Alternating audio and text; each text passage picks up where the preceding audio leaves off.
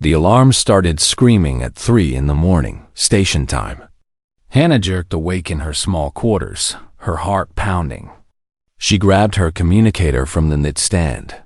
"All personnel, emergency rescue operation." Commander Tay's voice crackled through the device. "We have a distress signal. Damaged ship, unknown survivors. Hannah, I need you in the docking bay. Now." Hannah pulled on her uniform and ran through the empty corridors of Horizon's Edge. The research station floated in neutral space, far from any planet or sun.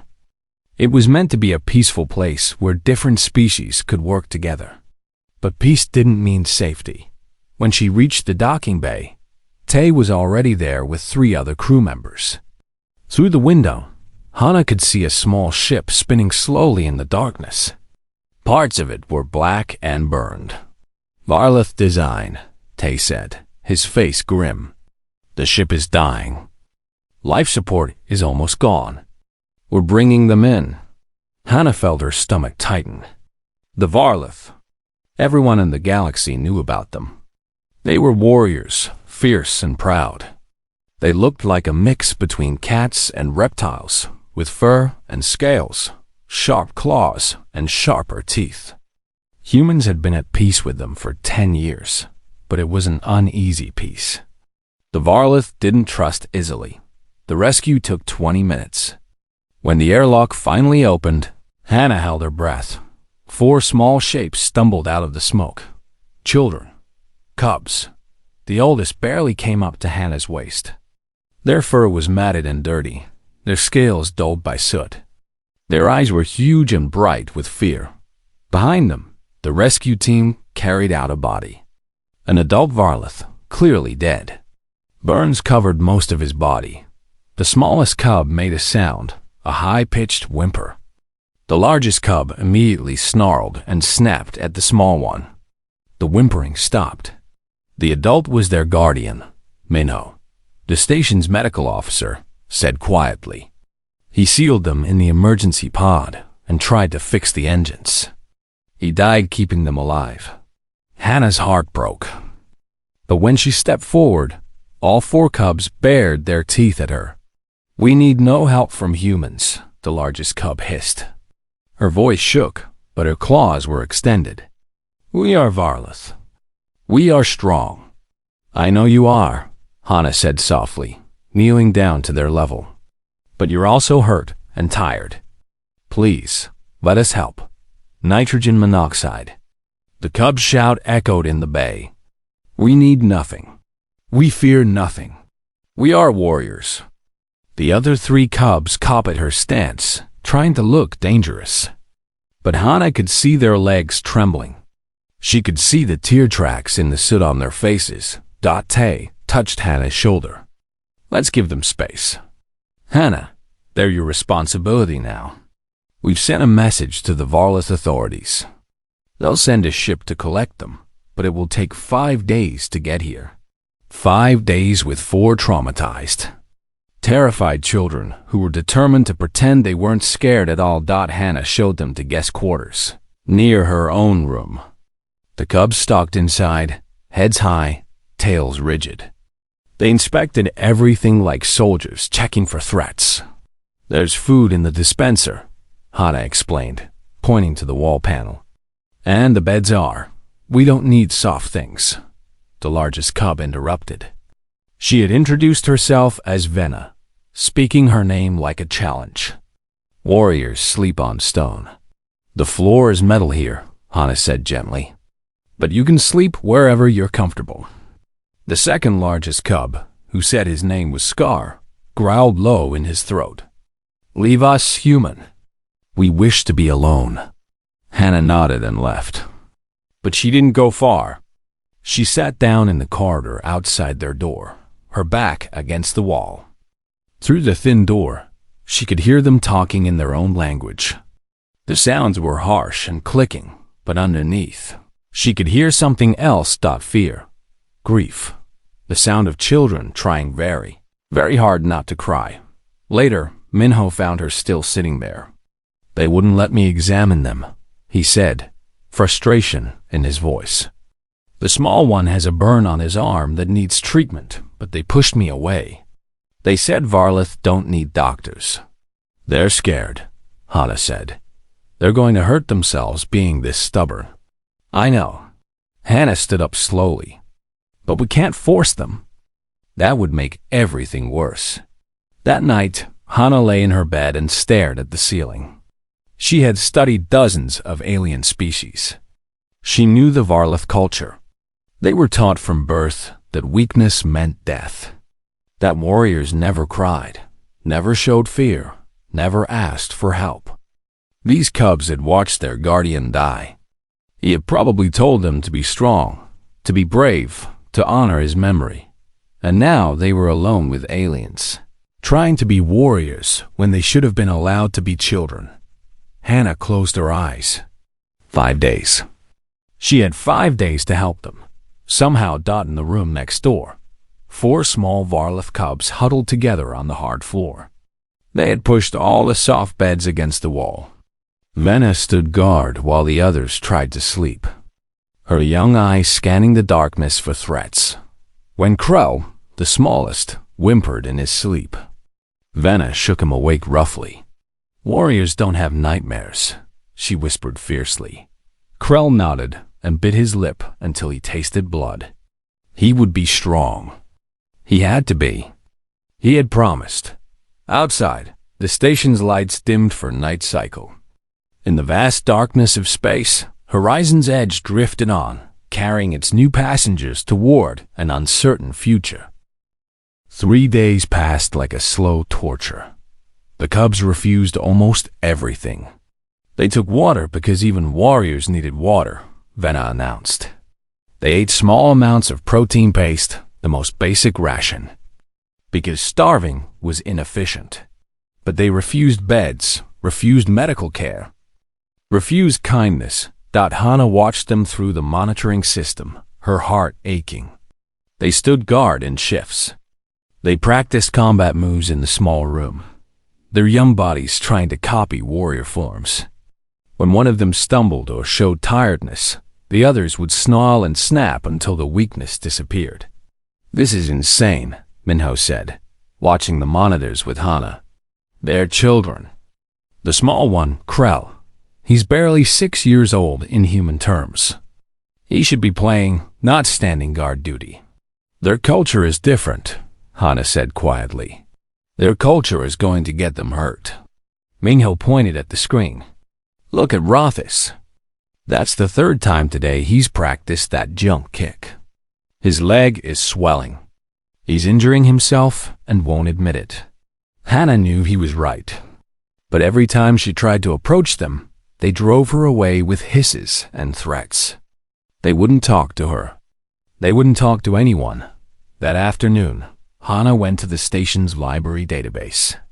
She pulled up everything she could find about Varlith culture, Varlith child-rearing, Varlith psychology. She read for hours. What she learned made her want to cry. Varlith cubs were taught from the moment they hatched that the universe was full of enemies, that only the strong survived, that showing fear or sadness or pain was the same as inviting death. Their entire society was built on this idea. Warriors were everything. Weakness was nothing. But buried in one anthropological study, Hana found something else. A researcher had spent years with the Varlith, living among them. She had written, despite their harsh training, Varlith cubs have the same emotional needs as any young creature. They crave comfort, safety, and love. But their culture forces them to hide these needs so deeply that many never learn to access them again. The result is a species that excels at war but struggles with peace. Hana stared at those words for a long time. That evening, she stood outside the cubs' quarters again. She could hear movement inside, sharp voices arguing in their language. She knocked gently. It's Hana. May I come in? Silence. Then Venna's voice. What do you want, human? I wanted to tell you something. About your guardian. The door slid open. 4 pairs of eyes stared at her with suspicion and something else. Hope? hunger for any information about the adult they'd lost. We retrieved his personal logs from the ship's computer, Hana said gently. Before he died, he recorded a message. It was addressed to whoever found you. Would you like to hear it? The cubs looked at each other. Finally, Venna nodded stiffly. Hana played the recording on her datapad. The dead guardian's voice filled the room, speaking in the Varlith language. Hana couldn't understand the words, but she watched the cubs' faces. They stood rigid at first, like soldiers at attention. But as the message continued, small cracks appeared. Rothus's tail drooped. Krell's claws retracted. Scar's ears folded back. When the message ended, no one moved. What did he say? Hana asked softly. Venna's voice was tight. He said we must be strong. We must honor the warrior tradition. We must never forget our duty. She paused. He said he was proud of us. He said we were worthy. You are worthy, Hana said. You are so worthy. Then we must not fail him, Venna said fiercely. We must be perfect warriors. We cannot show weakness. We cannot. She stopped because Krell had made a sound. A tiny broken sound. Immediately, the other three rounded on him. Venna growled. Scar bared his teeth. Rothus hissed. Weak. Venna snarled at Krell. Shameful. You dishonor his memory. Krell's whole body shook. He was trying so hard not to cry. His small face twisted with effort. Hana felt something break inside her chest. Stop, she said quietly. They ignored her. Still focused on Krell, still punishing him for daring to show grief. Stop, Hana said again. Louder, Venna turned to her with angry eyes. This is not your concern, human. This is our way. He must learn. He must learn WHA. Hana's voice rose despite her effort to stay calm. He must learn to bury his feelings so deep he forgets how to feel them. He must learn that grief is shameful. He watched someone he loved die 3 days ago, and you won't let him cry? Warriors don't cry. Venna shouted. Warriors are people first. Hana shot back. And people cry when they're hurt. The room went silent. Hana took a deep breath. I'm sorry. I shouldn't have yelled. But please, listen to me. Your guardian loved you. I can hear it in that message. Do you really think he wanted you to suffer alone? Do you think he wanted you to punish each other for being sad? You don't understand, Rothus said, his voice cracking. You're not Varlith. You're soft. You don't know what it means to be strong. You're right, Hana said. I'm not Varlith. But I do know what strength is. And I know what it isn't. She sat down on the floor, making herself small and non-threatening. When I was young, my brother was a soldier. He went to war. He was brave and strong, and everyone respected him. But sometimes, late at night, he would call me. And he would cry. He was terrified. He had nightmares. He felt things he couldn't talk about with his fellow soldiers. The cubs were listening now, still and silent. One day I asked him why he told me these things, Hana continued. He said, because being strong all the time will break me. I need someone to be weak with, so I can be strong when it matters. She looked at each cub in turn. He died a hero. He saved 12 people. And I believe he could do that because he let himself be human, let himself feel fear and sadness. It didn't make him weak. It made him whole. Venna's voice was very small. Our guardian said to be strong. I'm sure he did, Hana said gently, because he wanted you to survive. But being strong doesn't mean feeling nothing. It means feeling everything and continuing anyway. No one spoke. The cubs looked at each other, uncertain, their rigid training warring with something deeper, something they'd been forced to lock away. Hana stood slowly. I'll leave you alone now. But if you need anything at all, I'm right next door.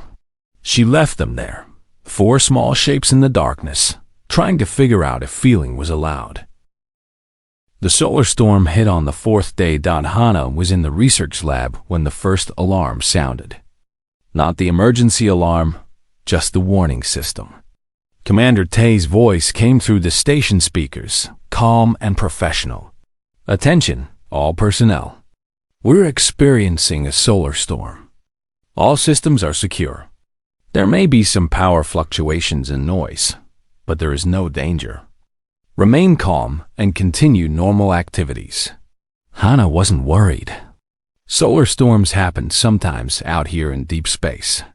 The station's shields could handle it easily, but the noise could be unsettling, especially if you didn't know what it was.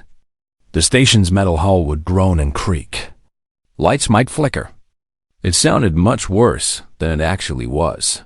Then she thought about 4 young Varloth cubs who had just survived a ship disaster, who had watched their guardian die in fire and explosions, who were already terrified and trying to hide it. She grabbed some supplies and headed for the observation deck. The deck was one of Hana's favorite places on the station. It had a huge window that looked out into space. Right now, the solar storm was creating beautiful lights in the distance, like curtains of color dancing in the darkness. Blues and greens and purples rippling and swirling. Hana spread some blankets on the floor near the window. She set up a portable light that gave off a soft, warm glow. She prepared some hot drinks in insulated containers, sweet and mild. Then she sat down to wait. The station groaned around her as the storm's radiation hit the shields. The sound was deep and metallic, like a giant breathing. The lights flickered once, twice. Everything was fine, but it sounded scary if you didn't know better. Hana had been sitting there for about 10 minutes when she heard footsteps in the corridor. Small footsteps, trying to march in formation. The cubs appeared in the doorway. All 4 of them, walking in a line, heads up, spines straight. They were trying so hard to look brave. Venna was in front. "We are conducting a patrol," she announced, "to ensure the station's security during this event." Hana could see their eyes darting to every shadow. She could see how they flinched, just slightly, each time the station groaned. "That's very responsible of you," Hana said seriously. "Would you like to patrol from here? This is one of the most important areas to watch." Venna hesitated. Hana could see the war happening behind her eyes. The need to maintain the pretense of strength versus the desperate desire to not be alone in the scary darkness. "The view is better from here," Hana added casually. "You can see if anything approaches the station." That gave them an excuse, a reason to stay that had nothing to do with fear. "Very well," Venna said stiffly. "We will patrol this area." The 4 cubs marched over to the window. They sat down in a row, backs straight, eyes forward. They were still trying to be warriors, but they had chosen to be warriors near Hana instead of alone in their room. It was progress. The storm intensified. The lights flickered again, longer this time. The groaning sound grew louder. Outside the window, the colored lights swirled faster, beautiful and strange. "What causes that?" Rothis asked quietly, pointing at the lights. "Solar wind," Hana explained. "Particles from distant stars hitting the station's shields. The colors are from different gases reacting to the energy." "It's very bright," Scar muttered. He didn't say it was pretty, but Hana could hear it in his voice. "It is beautiful," Hana agreed. "Nature can be fierce and beautiful at the same time." Another sound, louder this time. A deep thunk as something in the station's superstructure adjusted to the pressure. Krell jumped. Just a little. Just enough to notice. The other cubs tensed, waiting to see if they needed to punish him for showing fear. "I jumped the first time I heard that too," Hana said quickly, before anyone could speak. "It startled me. Even though I knew it was safe, the sound still made me jump. It's a natural reaction." Venna looked at her suspiciously. "Humans get startled?" Of course, Hana said. All creatures do. It's a survival instinct. Being alert to sudden sounds and movements is how we stay safe. But you said you knew it was safe, Rothis pointed out. My brain knew it was safe, Hana corrected. But my body didn't care. My body heard a loud noise and reacted. You can't always control your body's first reaction. You can only control what you do next. The cubs thought about this. The station groaned again, a long drawn-out sound like metal stretching. The lights dimmed, brightened, dimmed again. For a moment, the only light came from Hana's portable lamp and the swirling colors outside the window dot. Hana saw Krell scoot closer to Venna. Venna's tail wrapped around him. Just for a second, before she caught herself and pulled it back. You know, Hana said quietly, on Earth, when there are storms, families often gather together. Not because they're scared, but because being together makes the storm feel smaller. Less lonely. Warriors face storms alone, Venna said automatically. But her voice shook. Do they?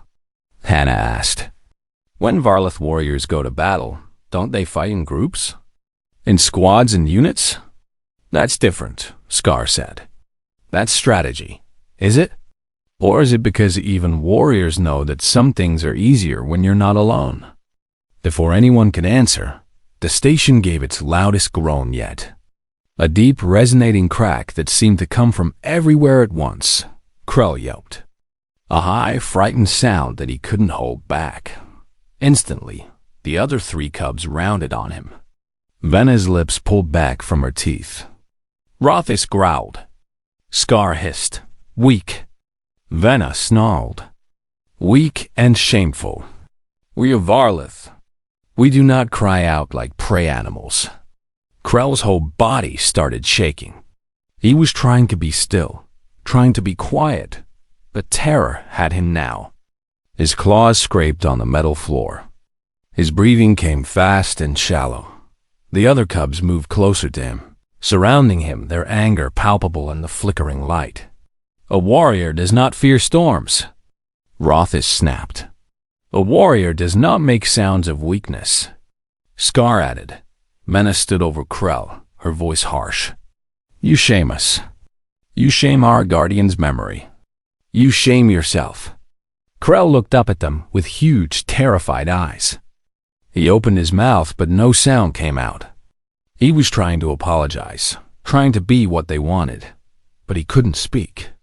He was just a child, just a baby really, and he was so scared. Hana felt something inside her snap dot. She stood up, and her movement was so sudden that all four cubs froze. Stop, Hana said. Her voice wasn't loud, but it was firm. Absolutely firm. Stop right now. Venna turned to her, anger in her eyes. This is not your concern, human. This is Varlith business. He must learn. No, Hana interrupted. Not like this. Not anymore. She knelt down, putting herself between the three angry cubs and the terrified Krell. She looked at each of them in turn, and her eyes were filled with something they had never seen directed at them before. Not pity, not disgust, not fear, not compassion. Fierce, unyielding compassion. Listen to me, Hana said quietly. All of you, listen very carefully. Hana stayed kneeling on the floor, positioned between trembling Krell and the three cubs who had been punishing him. The station groaned around them, but she didn't move. She just looked at them with those steady, gentle eyes. Being scared does not make you weak, she said quietly. It makes you alive. You don't understand, Venna said, but her voice had lost some of its hardness. We are Varlith. We have rules. We have traditions. We must be strong or we are nothing. Who told you that? Hana asked. The question seemed to confuse them. Venna blinked. Everyone. It's what we are. And do you think your guardian believed that? Hana pressed gently. Really believed it? Of course he did, Rothis said. He was a true warrior. Then why did he die protecting you? Hannah asked. If strength was all that mattered, he would have saved himself. But he didn't. He put you in the emergency pod. He sealed you in there where you'd be safe. He gave his life for you. That's not the action of someone who thinks only strength matters. That's the action of someone who loves. The cubs stared at her.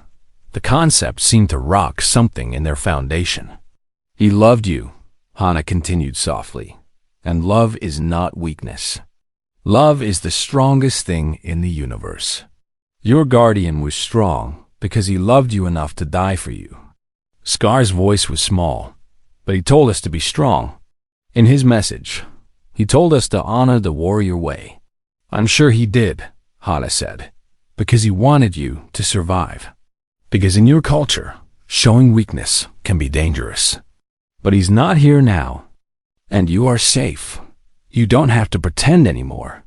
She turned to look at Krell, who was still shaking behind her. Krell, you made a frightened sound. Do you know what that tells me? Krell shook his head, tears threatening to spill from his eyes. It tells me you're smart, Hannah said. Your instincts work. Your brain heard a scary sound and told your body to react. That instinct is what keeps you alive. If you trained yourself to ignore all fear, to never react to danger, you'd be dead in a real emergency. She looked back at the other three, and you three. You're angry at Krell for being scared. But why? Really, why? Venna opened her mouth to answer with the usual responses about shame and weakness, but Hannah held up a hand. Think before you answer, she said. Don't tell me what you're supposed to say. Tell me what you really feel. The silence stretched out. The storm sounds continued around them, but nobody moved. Finally, Venna spoke, and her voice was barely a whisper. Because if he can be scared, then we're allowed to be scared too. And we can't be. We promised. We promised our guardian we'd be strong. And you have been, Hannah said gently. You've been so incredibly strong. You survived a disaster. You survived losing someone you loved. You've kept yourselves alive for 4 days in a strange place with strange beings. That is strength. That is real strength. But we've been scared the whole time, Rothis said, and the admission seemed to hurt him. Every moment. We've been so scared. I know, Hannah said. We don't want to be scared, Scar added, his voice breaking. We want to be brave like our guardian. We want to be worthy. Oh, sweethearts, Hannah breathed. Don't you see? Being scared and doing it anyway is bravery. Your guardian wasn't fearless. He was brave. There's a difference. What difference? Venna asked. Fearless means feeling nothing. Brave means feeling everything and still choosing to act, Hannah explained. Your guardian was terrified when that ship was dying. I guarantee it. But he was brave enough to save you anyway. Fear didn't make him weak. It made his choice to protect you even more powerful. The cubs looked at each other. In their eyes, Hannah could see years of conditioning starting to crack. They wanted to believe her. They wanted permission to feel what they'd been holding back. And I'll tell you something else, Hannah said. The bravest warrior I ever knew cried when he was scared. Your brother, Venna remembered. The soldier. Yes, my brother Minho, Hannah said. The name hurt, even after all these years. He went to war. He fought in terrible battles. He saved lives. And when he was scared, he cried. Then he went and did his duty anyway. That's what made him a hero, not the absence of fear. The presence of courage despite the fear. Krell's small voice came from behind her. Warriors don't cry. Hannah turned to him fully. Says who? Everyone, Krell whispered. It's shameful. It's weak. It's natural, Hannah interrupted gently. Every creature with emotions cries sometimes. It's how bodies release stress and fear and sadness. Telling someone not to cry is like telling them not to breathe. You can do it for a while, but eventually you'll break. She looked at all 4 of them, these babies who had been forced to grow up too fast. You don't have to be warriors every single moment, she said softly. You are allowed to be children. You're allowed to be scared and sad and hurt. You're allowed to need comfort. That doesn't make you failures. It makes you people. But our guardian Venna started. Your guardian loved you, Hana said firmly. If he were here right now, what would hurt him more? Seeing you cry? Or seeing you hurt yourselves trying not to? The question hung in the air. Venna's voice shook. I don't know. I do, Hana said gently. He'd want you to be okay. Really okay. Not just pretending. She didn't reach for them. She didn't grab them. She just opened her arms slowly and held them there. An offer. An invitation. Not a demand. You don't have to be steel all the time, she whispered. You're allowed to be cubs. You're allowed to hurt. And you're allowed to let someone help you carry it. For a long moment, nobody moved. The 4 cubs stood frozen, staring at this strange human who was offering them something they'd been taught to never accept. Comfort, compassion, permission to be weak. Then Krell made a sound. Not a whimper this time.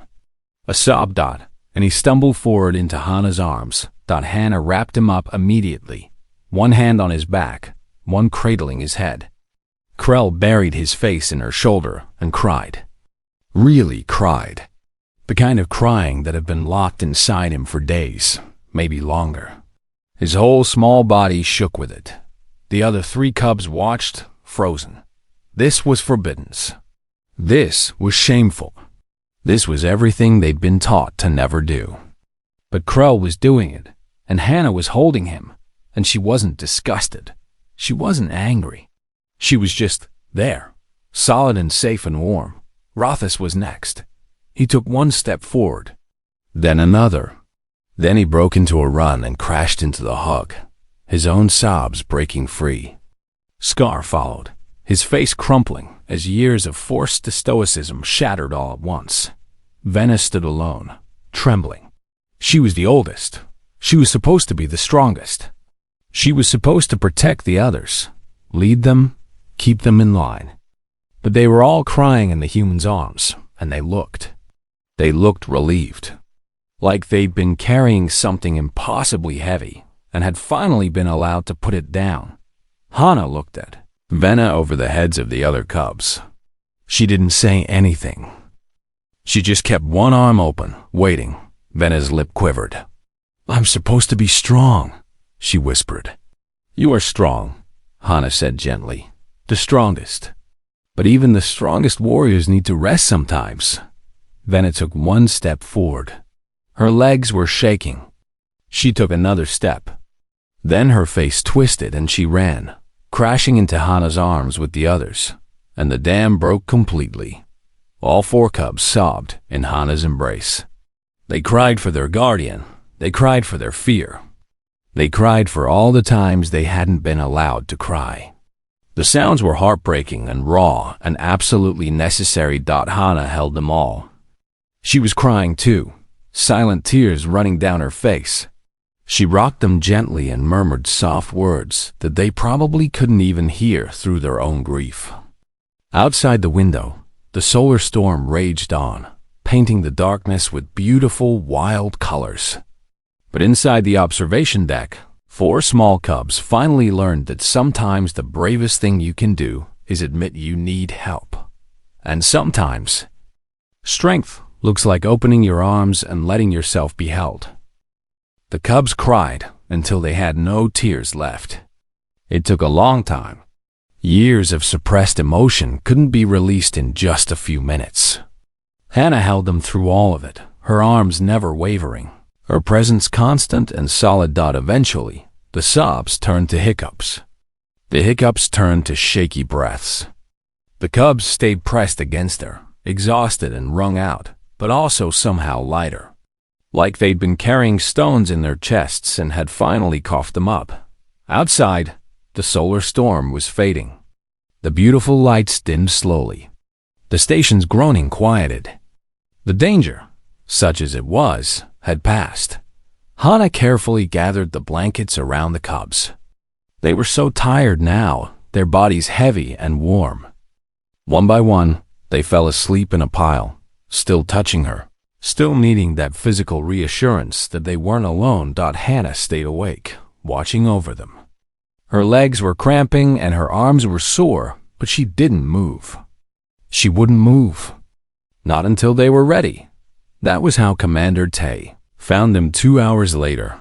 He stood in the doorway of the observation deck, taking in the scene. 4 alien cubs sleeping in a nest of blankets, wrapped around a human woman who looked exhausted but peaceful. "Hannah," he said quietly. Hannah looked up and put a finger to her lips. Carefully, slowly, she extracted herself from the pile of sleeping cubs. They stirred but didn't wake, their bodies curling around each other in the space where she'd been. Hannah and Tay stepped into the corridor. "The Varlith ship is here," Tay said softly. "They arrived early. They're in orbit now. Their commander wants to retrieve the cubs within the hour." Hannah felt her heart sink. "So soon?" "They weren't happy that their cubs have been here for 5 days," Tay said.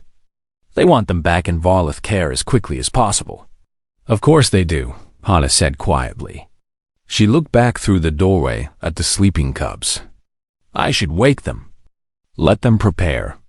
"Hannah," Tay said gently, "what you did for them, that was remarkable." "I just let them be children," Hannah said. "That's more than their own people would have allowed," Tay pointed out. "The Varlith don't understand that kind of compassion. To them, what you did might seem like making them weak. Then the Varlith need to learn," Hannah said with quiet fierceness. "Those are children, not soldiers." "Not yet." She went back into the observation deck and knelt beside the sleeping cubs. Gently, she touched Venna's shoulder. The cub woke slowly, blinking in confusion. When she saw Hannah, she relaxed. "The Varlith ship is here," Hannah said softly. "Your people have come for you." Venna sat up quickly, her warrior training kicking in automatically. The movement woke the others. Within seconds, all 4 cubs were awake and alert. For a moment, they just looked at each other.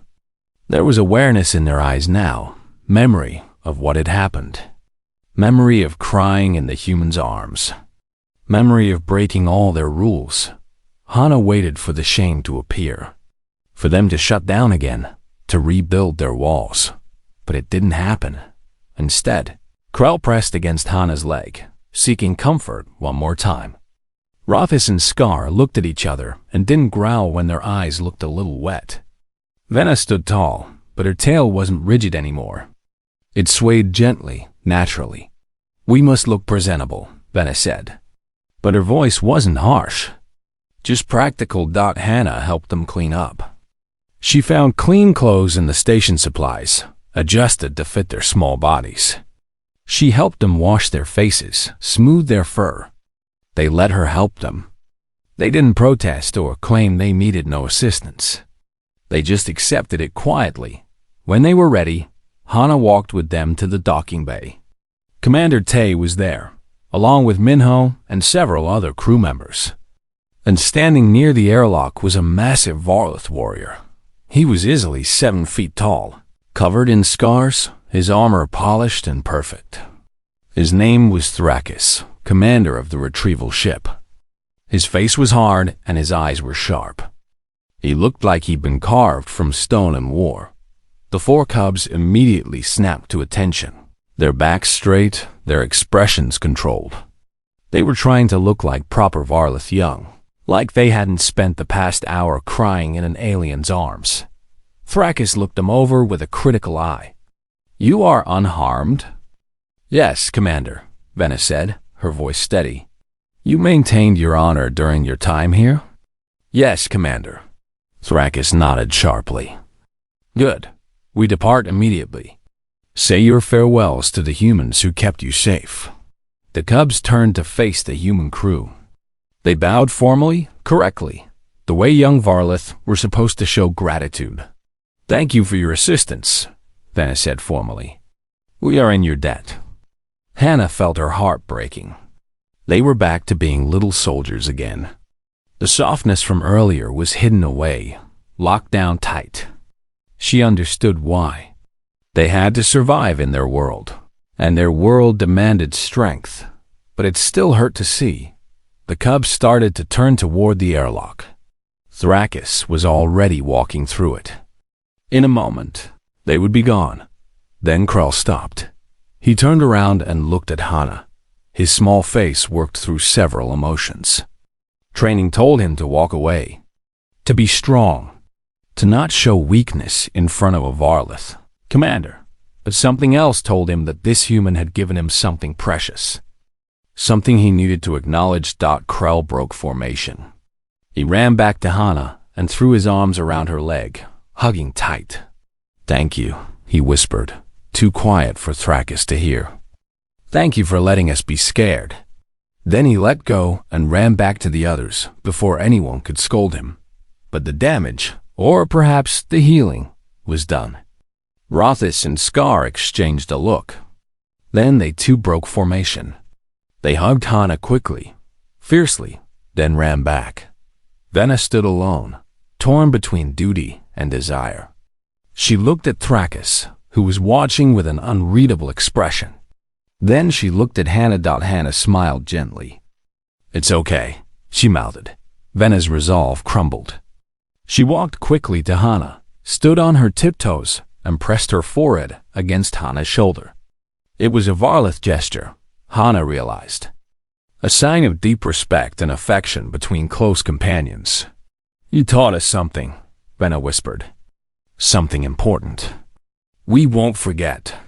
Then she stepped back, bowed properly, and walked to join the others.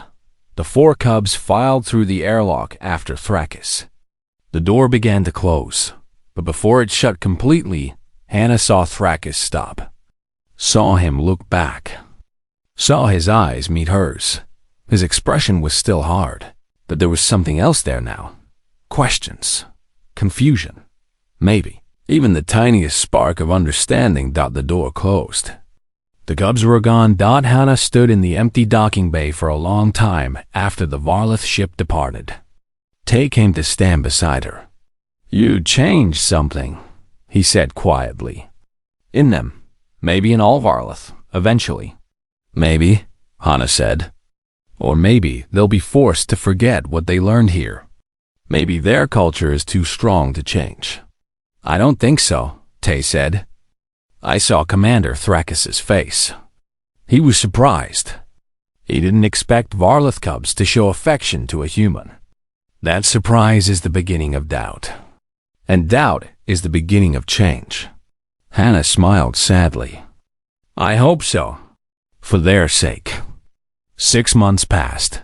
Hana was in her quarters, reviewing research data, when her communicator chimed.